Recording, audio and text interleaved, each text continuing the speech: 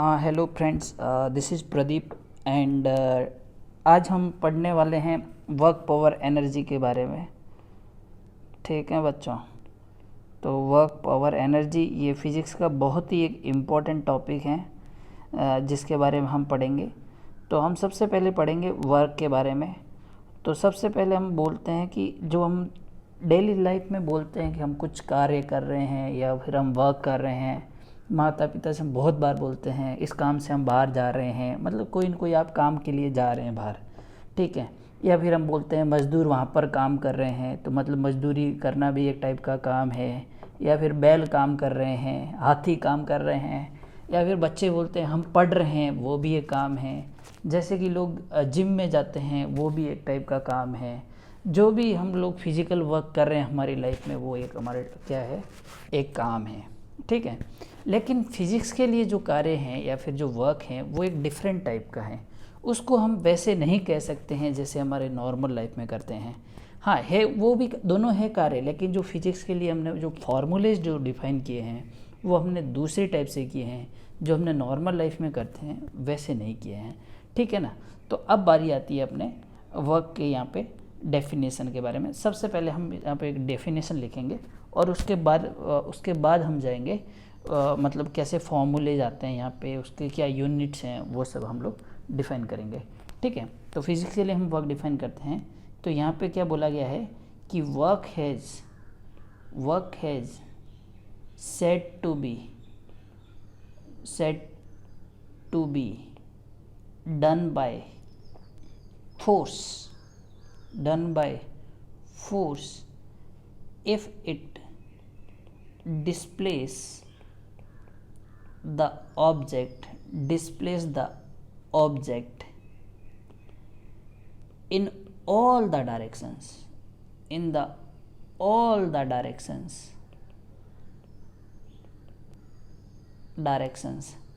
except perpendicular to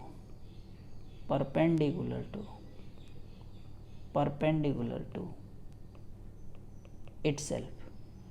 मतलब जो force हैं वो ऑब्जेक्ट को किसी भी दिशा में डिस्प्लेस करे या विस्थापित करे, बस वो उसके परपेंडिकुलर नहीं जाना चाहिए। अगर परपेंडिकुलर जाएगा तो वर्क जीरो होगा, ठीक है। तो अब दोस्तों यहाँ पे क्या किया हमने, यहाँ पे एक मास ले लेते हैं, कोई भी ऑब्जेक्ट हम फिजिक्स में वैसे भी ऑब्जेक्ट ही लेते हैं, तो उसको ले लिया m, ठीक है। तो यहाँ से क्या किया हमने, यहाँ पे एक फोर्स लगा दिया हमने F, ठीक है, और किसी भी एंगल थीटा पे लगा दिया। तो क्या होगा, यहाँ से ये ऑब्जेक्ट थोड़ा बहुत खिसकेगा। हम फ्रिक्शन नहीं मान रहे हैं, ठीक है। अभी यहाँ पे फ्रिक्शन अभी ज़ीरो मान लो, बाद में आएगा तो वो अपने को अलग से कंसिडर करेंगे, क्योंकि हमको अभी सिंपल पहले डेफिनेशन लानी है वर्क की। तो यहाँ से कितना डिस्प्लेस मान लिया, S मान लिया। तो फाइनली ऑब्जेक्ट कहाँ आ गया, ये अपना M यहाँ पे आ गया। अब जैसे ही ऑब्जेक्ट यहाँ पे आया तो कुछ डिस्प्लेसमेंट हो गया, क्योंकि ये इनिशियल पोजीशन थी, ये फाइनल पोजीशन थी, ठीक है। तो ये देखो, ये हो गया F। तो यहाँ क्या आएगा, एक कंपोनेंट आ जाएगा अपना F साइन थीटा आ जाएगा ऊपर वाला, और इधर क्या आ जाएगा अपना F कॉस थीटा आ जाएगा, ठीक है। तो जो यहाँ वर्क डन जो हमने फिजिक्स में डिफाइन करते हैं वो होता है फोर्स इंटू डिस्प्लेसमेंट। कौन सा फोर्स, डिस्प्लेसमेंट के अलोंग वाला फोर्स। तो हम लिखेंगे F cos theta into S, ठीक है। तो इसको हम और अगर सुव्यवस्थित तरीके से लिखेंगे तो हम लिखेंगे F S कॉस थीटा, जहाँ पे ये फोर्स क्या है, मैग्नीट्यूड है, S क्या है, मैग्नीट्यूड है डिस्प्लेसमेंट का, और यहाँ पे ये कॉस थीटा क्या है, angle between force and displacement. तो ये थीटा क्या है, यहाँ पे angle between force and displacement, ठीक है। फोर्स एंड डिस्प्लेसमेंट ये है, सॉरी इसको थोड़ा सा ढंग से लिख लेते हैं, फोर्स एंड डिस्प्लेसमेंट, ठीक है बच्चों। मुझे लग रहा है आपको यहाँ पे समझ आ गया, ठीक है। अब इसको क्या है कि थोड़ा प्रॉपर फॉर्म में भी लिख सकते हैं। तो जो वर्क डन है वो हमको पता है कि जो A डॉट B का जो फॉर्मूला हमने देखा था डॉट प्रोडक्ट में, उसको हमको पता है magnitude of A magnitude of B cos theta हम लिखते थे। तो उसको हम इसको वेक्टर फॉर्म में भी लिख सकते हैं, जो कि इसको डॉट प्रोडक्ट के रूप में लिखेंगे F डॉट S, ठीक है बच्चों। तो ये हमने लिख दिया, वर्क डन का फॉर्मूला आ गया हमारे पास। ठीक है, अब थोड़ा और देखते हैं फिजिक्स के हिसाब से वर्क डन वहाँ पे हैं या नहीं है। अब क्या हुआ कि जैसे हमारे क्लास में जैसे ये बच्चे आ गए, ठीक है, तो एक बेंच यहाँ पड़ी है, ठीक है। अब क्या हुआ, इस बेंच को यहाँ से हटाना है किसी भी रूप से मतलब फोर्स लगा के। तो एक बच्चे ने क्या, इसको धक्का दिया, ठीक है, यहाँ से फोर्स दिया, लेकिन क्या हुआ कि ये चल नहीं पा रहा है, मतलब ये रुका हुआ है फ्रिक्शन की वजह से, बहुत ज़्यादा ताकत लगाई, ठीक है ना, लेकिन ये डिस्प्लेस हुआ ही नहीं। तो इस बंदे ने क्या हुआ कि जो ये पहला बंदा है, जैसे हमने इसको पहला बंदा दे दिया, ठीक है, पहला बच्चा है, ये वाला इसके फोर्स लगा है इस टेबल पे, लेकिन ये टेबल चली ही नहीं। इसका मतलब यहाँ पे अगर डिस्प्लेसमेंट ज़ीरो हो गया तो इसका मतलब वर्क डन क्या हो गया, यहाँ पे ज़ीरो हो जाएगा। लेकिन हम नॉर्मल लाइफ में बोलेंगे तो हमने वर्क किया, ठीक है, वो अलग चीज़ है, लेकिन फिजिक्स के हिसाब से यहाँ वर्क डन कितना हो गया, ज़ीरो। अब क्या हुआ कि एक दूसरा बच्चा आया और दूसरे बच्चे ने इसी सेम टेबल पे कुछ फोर्स लगाया, ठीक है, और वो क्या हुआ कि यहाँ से कुछ F2 लगाया, उससे क्या हुआ कि ये जो टेबल है थोड़ी खिसक गई, और ये वाला जो इसका पहला लेग और ये सेकंड लेग था, ये जो है वो थोड़े से दूसरी जगह पे गया है, मतलब यहाँ डिस्प्लेस हो गए। तो ये आ गया 1 पे, ये आ गया 2 पे, तो यहाँ पे ये क्या हो गया, डिस्प्लेसमेंट आ गया। तो मान लो कि ये सोच लो आपका यहाँ से यहाँ कुछ डिस्प्लेसमेंट हो गया, मान लो S, तो यहाँ पे वर्क डन हुआ है, तो यहाँ वर्क डन कितना हो गया है अपना F.S। तो मतलब ये वाला वर्क डन हम कंसिडर करेंगे। तो फिजिक्स में वर्क डन हम डिफरेंट तरीके से मेजर करते हैं और नॉर्मल लाइफ में दूसरे तरीके से हम मेजर करते हैं। एक और हुआ कि बच्चों को बोला कि एक दीवार बनी हुई है स्कूल के अंदर, ठीक है, कि इस दीवार को खिसकाना है, मतलब वैसे तो दीवार फिक्स ही होती है, लेकिन आप ये सोचो ये प्लाईवुड की एक दीवार है, ओके, ताकि क्या है कि सेपरेशन करती है, दोनों प्लाईवुड की हैं, और ये एक सेपरेशन करती है किसके बीच में, दो क्लासों के बीच में। तो टीचर ने बोला कि ये प्लाईवुड निकाल दो। अब बच्चों ने क्या किया, यहाँ पे फोर्स लगाया इस पर, लेकिन ये प्लाईवुड क्या हो गई, अब रिजिड है, मान लो चल ही नहीं रही है। तो बच्चों ने सारा दिन यहाँ मेहनत किया है, लेकिन ये प्लाईवुड वहाँ से खिसका ही नहीं, कहीं नहीं गया है, ठीक है ना, डिडंट डिस्प्लेस, क्या हुआ, कहीं नहीं गई है, डिडंट डिस्प्लेस। तो इसका मतलब बच्चे सारा दिन तो काम किए हैं, लेकिन यहाँ work done according to physics क्या हो गया, यहाँ ज़ीरो हो गया बाय चिल्ड्रन, ठीक है, मैं सी लिख रहा हूँ, इसका मतलब वर्क डन बाय यहाँ चिल्ड्रन, को चिल्ड्रन फोर्स लगा रहे हैं। अब लेकिन क्या हुआ, दूसरे दिन कुछ और चिल्ड्रन आए, दूसरे बच्चे आए, उनको बोला कि ये सेपरेशन वाली वॉल निकाल दो बीच में से प्लाईवुड की, ये सिमिलर वाली। तो उन्होंने क्या किया, यहाँ से इसको रिमूव कर दिया, और रिमूव करके कहीं बाहर ले गए। इसका मतलब उन्होंने फोर्स लगा के इसको कहीं डिस्प्लेस किया, तो इसका मतलब यहाँ उन्होंने वर्क डन है वो किया, जो कि बराबर ज़ीरो नहीं है। मतलब तो ये मतलब होता है कि यहाँ पे जो भी ऑब्जेक्ट है उसका डिस्प्लेसमेंट भी होना चाहिए, तभी वर्क डन होगा। लेकिन हम नॉर्मल लाइफ में अगर जैसे पढ़ रहे हैं तो उस टाइम तो डिस्प्लेसमेंट नहीं हो रहा है, हाँ वो मेंटली वर्क कर रहे हो आप, तो उस टाइप का एक वर्क होता है। लेकिन फिजिक्स में हम फिजिकल वर्क के बारे में ज़्यादा बात करते हैं। तो I hope you understood the kids, ठीक है। अब आगे चल के हम इस फॉर्मूला के बारे में थोड़ा और डिटेल में बात करते हैं, और उसके बाद हम जाएंगे न्यूमेरिकल्स की तरफ में, ठीक है। तो अब हमने फॉर्मूला क्या डिफाइन किया था, यहाँ से जो वर्क डन है वो हमने डिफाइन किया F.S, जो कि बराबर होगा, इक्वल होगा modulus of F into modulus of S cos theta के बराबर में, या फिर आप इसको लिख सकते हो Fs कॉस थीटा, मतलब ऐसे सिंपल भी लिख सकते हो। अब बारी आती है ये कौन सी क्वांटिटी है, ठीक है, हम इसके बारे में बोलेंगे ये कौन सी टाइप की क्वांटिटी है। तो सबसे पहले बात करते हैं ये स्केलर क्वांटिटी है या फिर वेक्टर क्वांटिटी। देखिए दोस्तों, ये हैं डॉट प्रोडक्ट, और हमको पता है जो डॉट प्रोडक्ट होता है वो हमेशा स्केलर प्रोडक्ट देता है, तो ये हमेशा स्केलर क्वांटिटी रहेगी, ठीक है। अब बारी आती है इसकी यूनिट, जो हम SI यूनिट है, ठीक है, तो इसकी क्या बोलते हैं, SI यूनिट। तो जो हमारी SI यूनिट है वो इसकी क्या दे रखी है हमने, जूल, जिसको कैपिटल J से हम डिनोट करेंगे, या फिर जूल पूरा भी लिख सकते हो, ठीक है। और भी कहीं जगह ये भी देख सकते हो आप कि यहाँ से जो फोर्स है उसका है न्यूटन, और डॉट मीटर भी देख सकते हो, कहीं पे भी लिखा हुआ, तो घबराना नहीं है, दोनों सेम ही है। और कई बार इसको हम मेजर करते हैं कैलोरी में भी, ये ज़्यादा ज़रूरी नहीं है, लेकिन कहीं आप आगे हीट वगैरह पढ़ोगे तो वहाँ इसके बारे में, कैलोरी के बारे में भी आएगा, लेकिन वो SI यूनिट नहीं है, ये एक सिंपल यूनिट है, ठीक है। तो ज़्यादा कंफ्यूज नहीं होना है। ये एक सिंपल यूनिट है कि रेदर देन SI यूनिट, ये SI यूनिट नहीं है, ठीक है, तो कंफ्यूज नहीं होना इसमें। और इसका रिलेशन जो होता है वो भी आप लिख सकते हो, 1 कैलोरी जो है वो होता है 4.18 जूल, और अगर वो कैलकुलेशन पर्पज़ करना है तो आप 4.2 जूल के बराबर कर सकते हो। ये छोटी छोटी चीज़ें आ गई हैं। अब बात आती है कि वर्क 3 टाइप का हो सकता है, वर्क पॉजिटिव भी हो सकता है, वर्क नेगेटिव भी हो सकता है, और वर्क 0 भी हो सकता है। तो वर्क कितने टाइप का हो सकता है? 3 टाइप का हो सकता है। वर्क हो सकता है पॉजिटिव हो सकता है, फिर वर्क जो है वो नेगेटिव हो सकता है, और या फिर वर्क है वो 0 हो सकता है। अब हम तीनों ही केस में देखेंगे कि अब जब पॉजिटिव कब होगा, नेगेटिव कब होगा, 0 कब होगा। अब पॉजिटिव के बारे में हम तो वर्क डन का फॉर्मूला आप देख लो, तो यहाँ लिखेंगे F.S cos थीटा, ठीक है। अगर थीटा की वैल्यू अगर 0 से या बराबर 0 के बराबर या फिर 90 से, सॉरी ये थोड़ा गलत लिख रहे थे, हाँ, थीटा है वो 90 से छोटा हो और इक्वल टू 0 हो, अगर इन दोनों के बीच का एंगल हो तो ये हमेशा क्या होगा, पॉजिटिव होगा।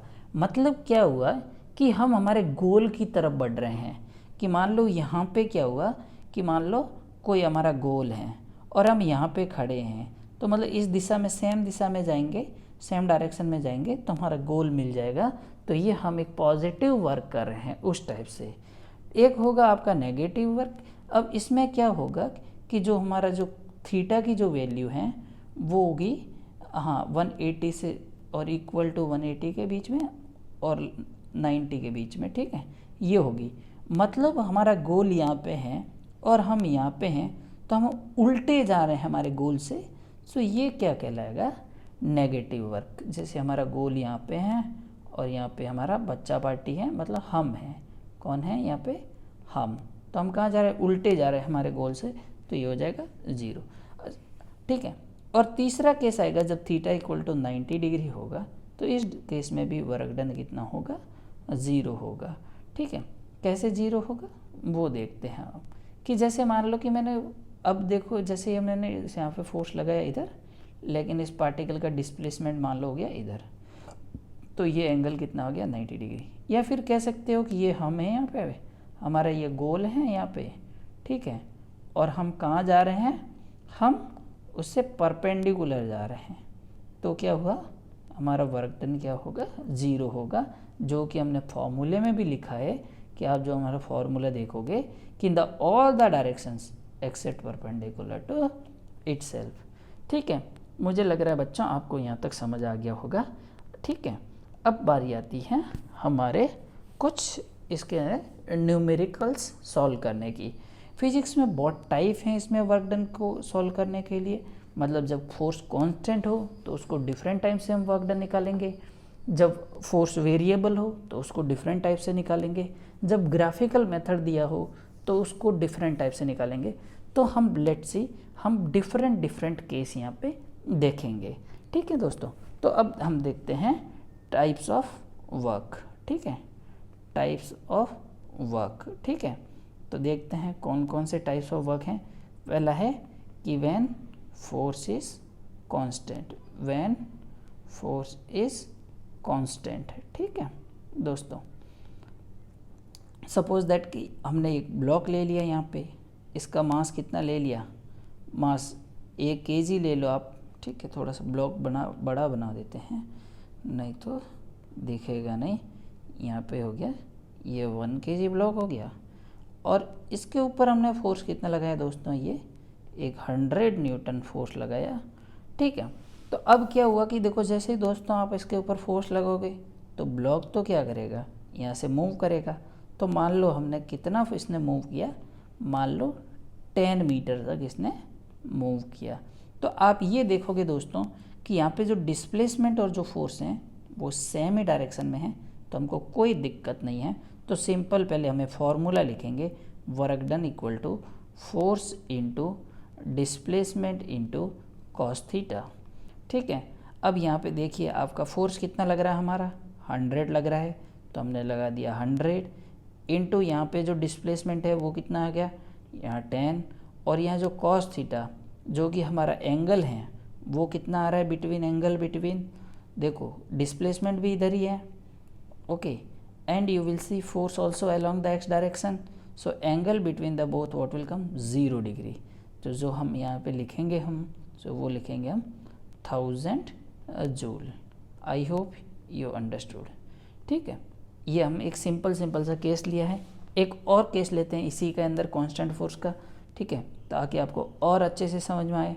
यहाँ पे हमने ले लिया 1 kg, ठीक है जी, फिर से ले लिया और यहाँ से हमने लगा दिया 50 Newton work done, 50 Newton force, और फिर यहाँ लगा दिया हमने 40 न्यूटन फोर्स। ठीक है दोस्तों, तो यहाँ पे हमने इसको फिर से मान लो सपोज दैट हमने डिस्प्लेसमेंट कितना लिया 10 मीटर का, और ब्लॉक कहाँ पहुँच गया, यहाँ पे पहुँच गया फाइनली। ठीक है, ये 1 kg यहाँ पहुँच गया, ये इसकी इनिशियल पोजीशन है, ये इसकी फाइनल पोजीशन है। तो हम ये पूछेंगे यहाँ पे कि वर्क डन बाय 50 kg। ठीक है, तो दोस्तों वर्क डन बाय 50 kg हम लिखेंगे यहाँ पे, तो क्या लिखेंगे, फोर्स इनटू फॉर्मूला सबसे पहले हम लिखेंगे Fs cos थीटा, हमेशा cos थीटा के साथ लिखना। जैसे आपकी प्रैक्टिस हो जाएगी उसके बाद तो आप बहुत आसानी से लेके जाओगे, लेकिन जब तक किड हो, नए हो, तो बिगिनर के लिए हमेशा फॉर्मूले के साथ चलना ज़रूरी है। तो यहाँ पे फोर्स का फॉर्मूला 50 हो गया, तो 50 इंटू एस, तो जो हमारा डिस्प्लेसमेंट है वो कितना हो गया, यहाँ पे 10 मीटर हो गया, इंटू कॉस थीटा। तो देखिए ये हमारा 10 मीटर और या 10 मीटर और बहुत ही सेम डायरेक्शन में है, तो हम ये क्या बोलेंगे कि हम ये बोलेंगे कॉस 0 डिग्री यहाँ पे, क्योंकि दोनों ही सेम डायरेक्शन में है, पैरेलल हैं, तो 0 हो गया। तो ये हो गया 500। वेक्टर का नॉलेज आपको बच्चों होना चाहिए, अगर नहीं है तो आपको पहले पढ़ के फिर आगे बढ़ना है, नहीं तो बहुत दिक्कत होगी फ्यूचर में। ठीक है, अब बारी आती है work done due to 40 kg। आप तो ये आप यहाँ पे देखोगे जो फोर्स है हमने लगाया था वो हमारा यहाँ पे 40 न्यूटन लग रहा है, क्यों हम 40 के लिए बात कर रहे हैं, तो वो गया 40। फॉर्मूला मैं ऊपर से ले रहा हूँ यहीं से आगे। ठीक है, फिर हमारा डिस्प्लेसमेंट ये हो गया 10 मीटर, तो ये हो गया 10। अब आएगा बारी आएगी कॉस थीटा की, थीटा कितना आएगा आपको पता है। अब तो वेक्टर कहाँ से कहाँ जोड़ते हैं, इनिशियल से फाइनल पोजीशन जोड़ते हैं, तो ये हमारा वेक्टर फॉर्म हो गया। और हमारा फोर्स इधर पीछे की साइड में लग रहा है, तो इनके बीच में एंगल कितना हो गया 180 डिग्री, तो मैं यहाँ क्या लिखूँगा 180 डिग्री। इसका मतलब यहाँ वर्क डन कितना हो गया 40 इंटू 10 इंटू कॉस 180 माइनस 1 होता है, ये आपको याद रखना है बच्चों। तो ये कितना आ जाएगा -400 जूल। ठीक है, इसकी भी यूनिट यहाँ मैं लिख देता हूँ। तो ये देखोगे आपकी, देखो कि हर चीज़ इम्पोर्टेंट हमारे लिए, फोर्स ज़रूरी है, डिस्प्लेसमेंट ज़रूरी है, और एंगल भी बहुत ज़्यादा ज़रूरी है, क्योंकि यहाँ पे एंगल 0 है तो पॉजिटिव 500 आया है, और यहाँ पे एंगल 180 डिग्री है, इसलिए कितना आ गया -400 joule. I hope you understood the kids. ठीक है, अब और इसका थोड़ा नेक्स्ट लेवल की थोड़ी प्रॉब्लम्स करते हैं ताकि आपको और अच्छे से समझ में आए। यही फोर्स वाला कांस्टेंट के साथ में एक और एग्जांपल लेते हैं। ठीक है, थोड़ा सा एडवांस लेवल का है, तो उसको यहाँ पे मान लो 1 kg ले लिया। ठीक है, और यहाँ से हमने फोर्स क्या है वो लगा दिया 10 न्यूटन, और यहाँ पे एंगल ले लिया हमने 37 डिग्री। ठीक है, तो दोस्तों यहाँ से क्या किया हमने, ये यहाँ से चलेगा। ठीक है, तो हमने फिर से कितना चला लिया, मान लो 10 मीटर। तो find out the work done due to 10 newton. तो हमने क्वेश्चन क्या लिख दिया यहाँ पे, find out work done due to 10 newton. ठीक है, तो यहाँ पे हम लोग लगाएंगे फिर से वर्क डन का formula, work done equal to force into displacement into cos theta. तो ठीक है, सॉरी यहाँ मैग्नीट्यूड लेना था। ठीक है, हाँ, तो यहाँ पे हमारा जो मैग्नीट्यूड है फोर्स का वो आ जाएगा 10 न्यूटन, इंटू जो डिस्प्लेसमेंट है वो आ जाएगा हमारा 10 मीटर, इंटू कॉस। तो अब हमारे एंगल लेना है जो कि डिस्प्लेसमेंट के और फोर्स के बीच का हो, तो वो आ जाएगा cos 37 डिग्री। तो आप अब वैल्यू सब्सटीट्यूट करते हैं, 10 into 10 cos 37 value is 4/5, so 5 cancel out by 2 times. ठीक है, तो यह आ जाएगा 20 into 4, so 80 joule. Okay, that's all. So this is the answer.